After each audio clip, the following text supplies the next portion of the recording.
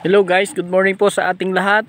Andito po kami sa barangay Sapang, Manawag po. Ito po yung area kung saan dito po yung lote na binibenta namin na almost 2 hectare. Meron siyang area na 19,054 square meter. Kaya malawak po ito. Ang elevated po siya. At maganda naman po kasi pwede po kayong mag-business ng pwede ring resort dito sa lugar na ito. Medyo mababa. Yan.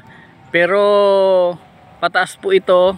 Yan, may pataas po yan. Sa taas ay may mga mangga na po na mahigit 20 na mga puno. Yan, kung titingnan po natin, yung paikot na yan. Yan, doon po yung pinakaharap, doon sa dulo, doon nandun po yung daan.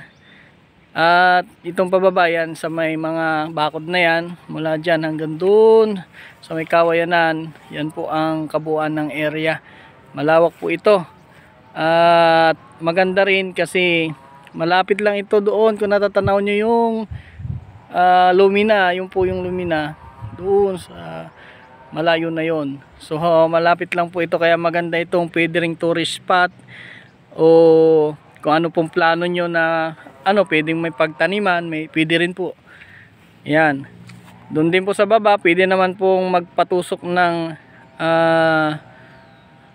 para sa tubig. Pero meron din pong nawasa. At mayroon din namang mga kuryente na dito na mga poste. Kaya hindi mahirap yung mga kailanganin. So, depende po sa gusto pong mag-invest ng lupa. Pwede rin po itong subdivide. Kung gusto nyo pong i-subdivide itong lupa na to sa mga na gustong kumuha nito. Kung interesado po kayo, contact nyo lang po kami.